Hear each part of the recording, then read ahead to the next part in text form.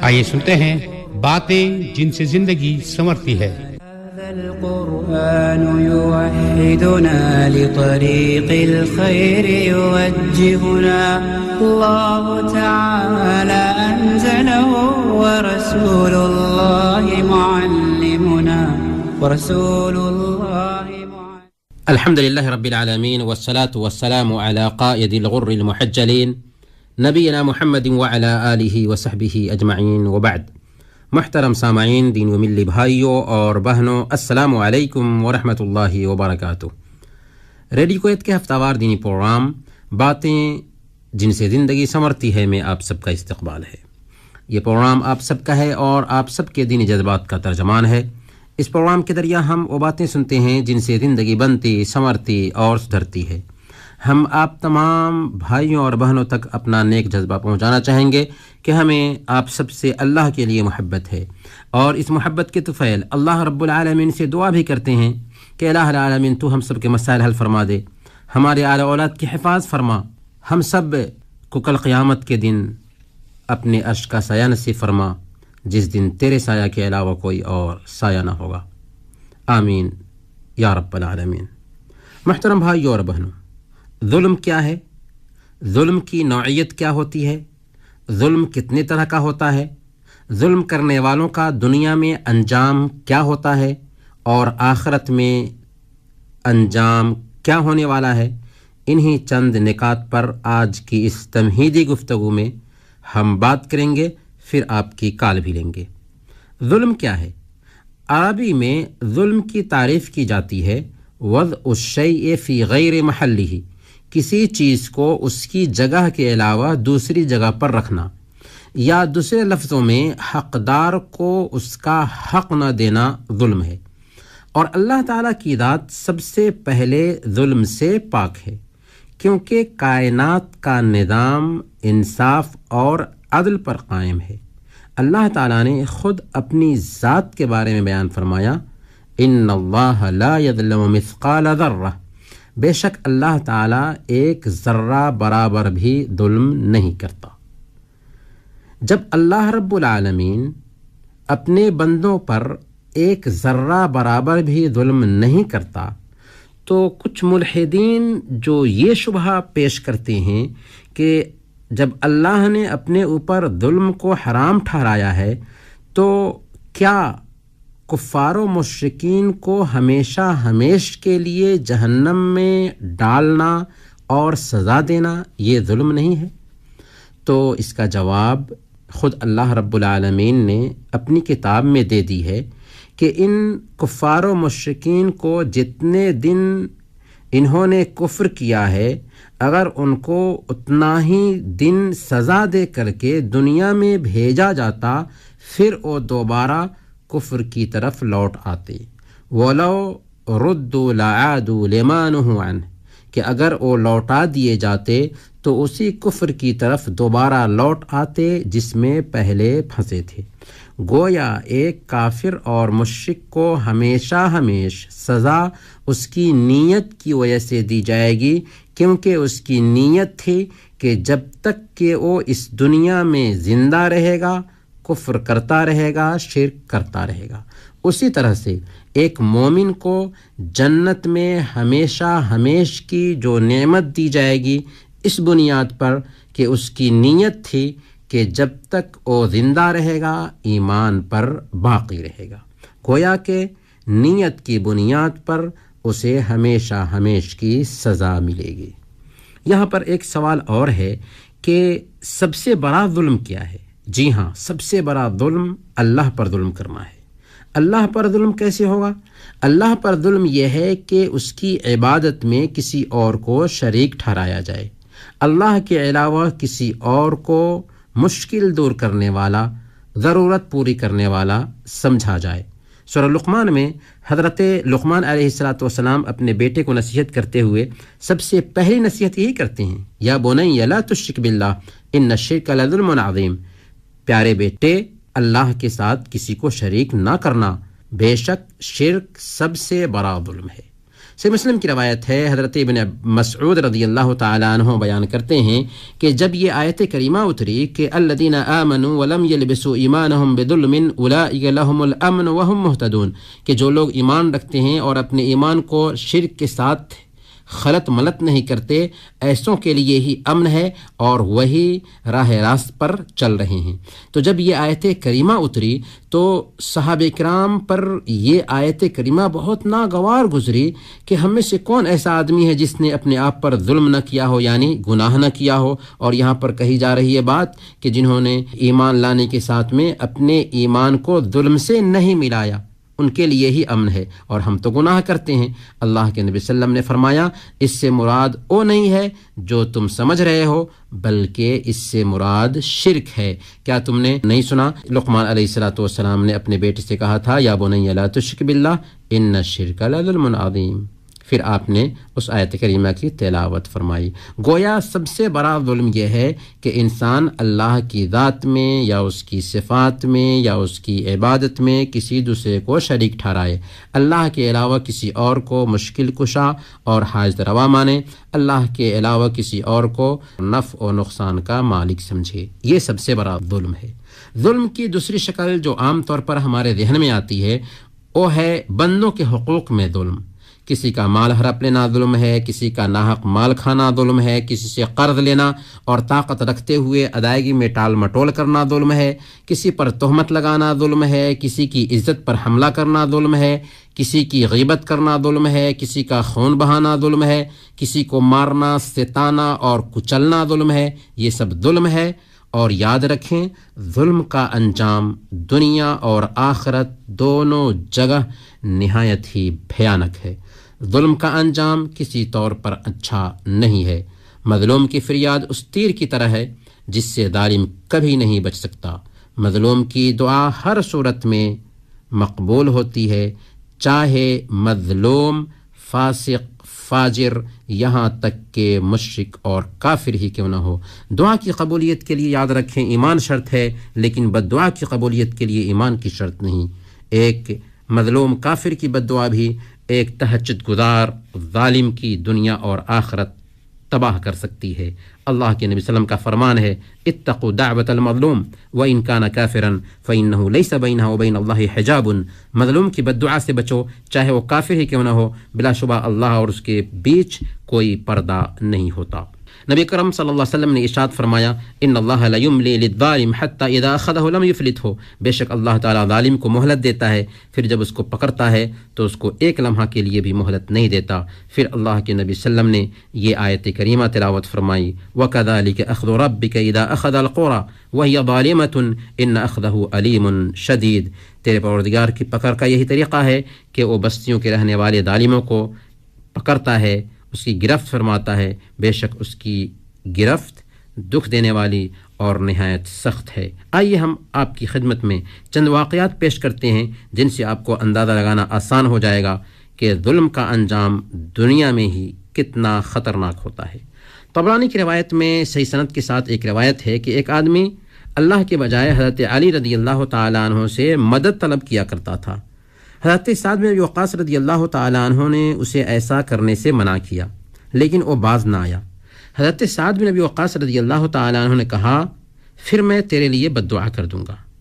آپ نے اس کے لیے واقعی بد دعا کی تو کچھ ہی دیر میں ایک چنگھاڑتے ہوئے اونٹ نے اسے رود ڈالا جس سے وہ مر گیا، اس لیے کہ اس نے سب سے بڑا ظلم کیا تھا، اور سب سے بڑا ظلم اللہ رب العالمین کا کسی کو شریک ٹھہرانا ہے۔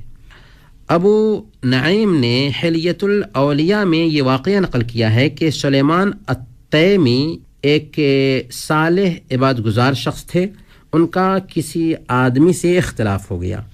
ایک دن سلیمان التیمی رحمۃ اللہ علیہ کا اس کے ساتھ میں جھگڑا ہوا تو اس نے آپ کے پیٹ پر ایک گھونسا مار دیا۔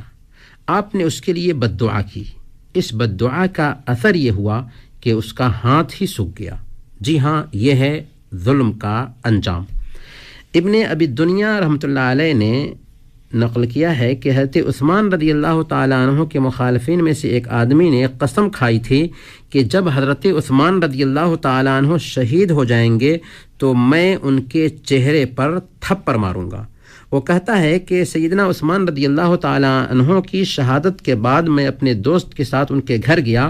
اس وقت سیدنا عثمان رضی اللہ تعالیٰ عنہ کا سر ان کی بیوی کی گود میں تھا۔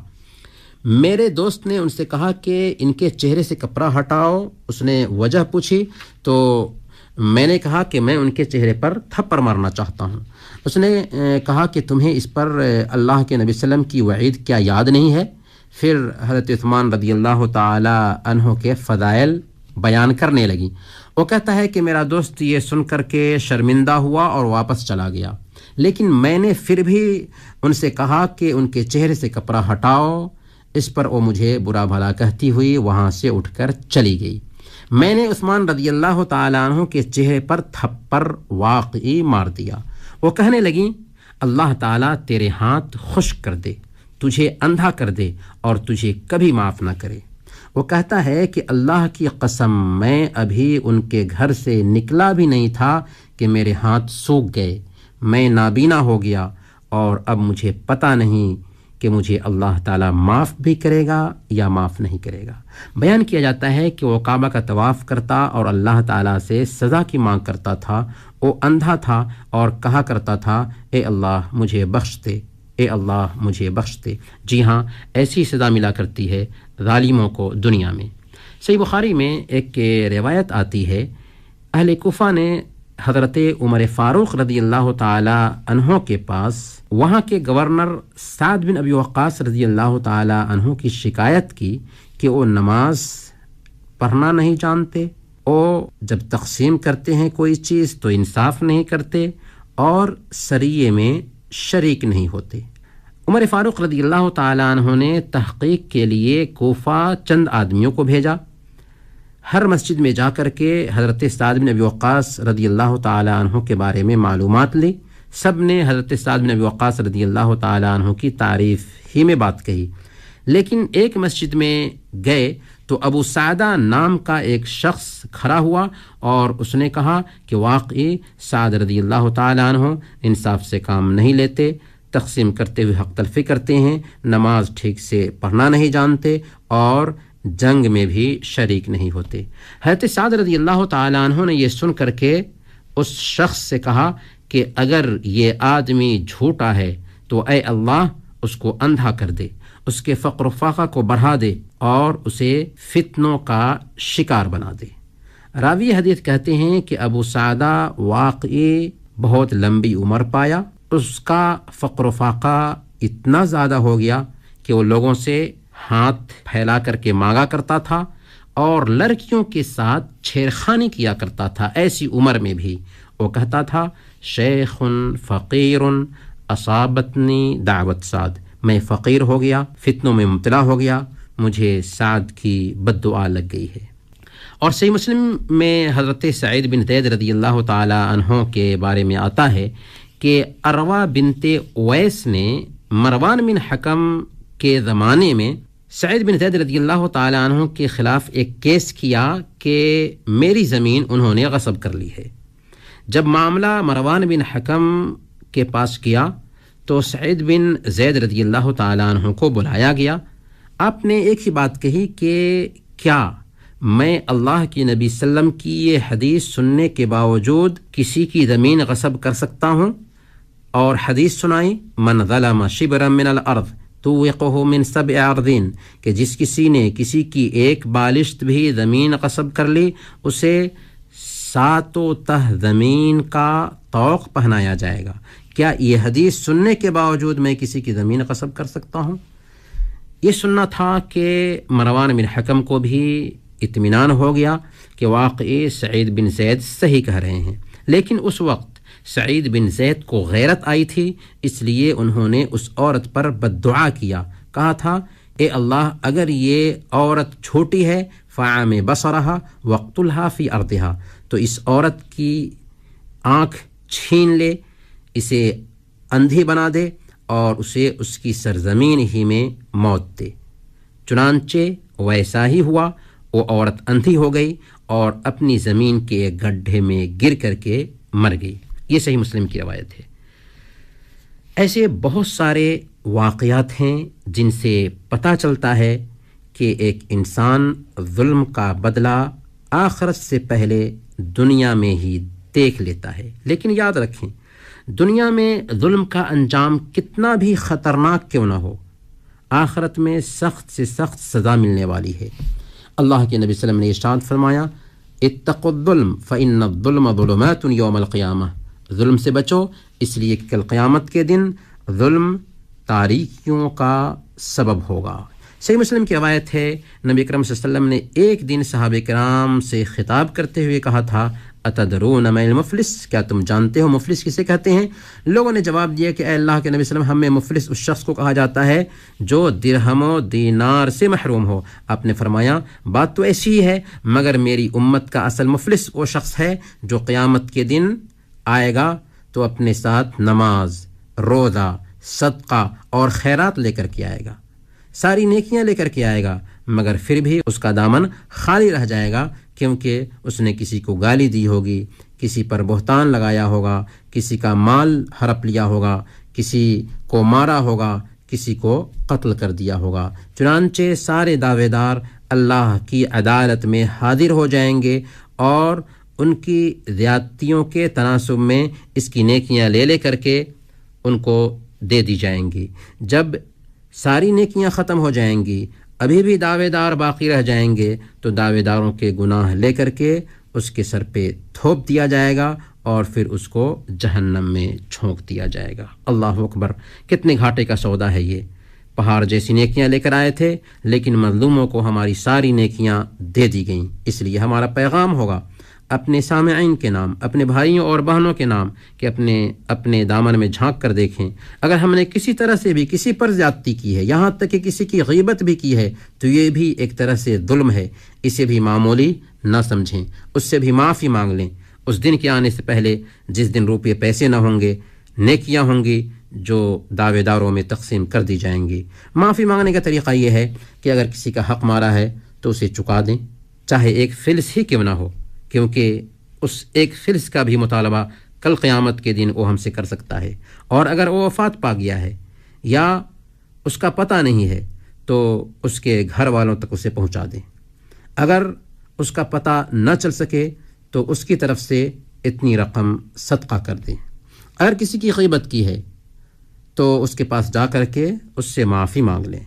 اگر یہ ڈر ہو کہ معافی مانگنے سے تعلقات اور خراب ہو سکتے ہیں تو کوئی حرج کی بات نہیں، اللہ سے توبہ کریں اور جس کے سامنے اس کی غیبت کی ہے اسی کے سامنے اس کی کسی خوبی کا تذکرہ کر دیں، کفارہ ہو جائے گا، ورنہ کل قیامت کے دن کی رسوائی سے ہمیں کوئی نہیں بچا سکتا۔ اللہ تعالی ہم سب کو ظلم کی ساری شکلوں سے بچائے اور کل قیامت کے دن کی رسوائی سے بھی محفوظ رکھے، آمین یا رب العالمین۔ ہم آپ کی کال بھی لیں گے لیکن ایک چھوٹے سے وقفہ کے بعد۔ هذا القرآن يوحدنا لطريق الخير يوجهنا الله تعالى أنزله ورسول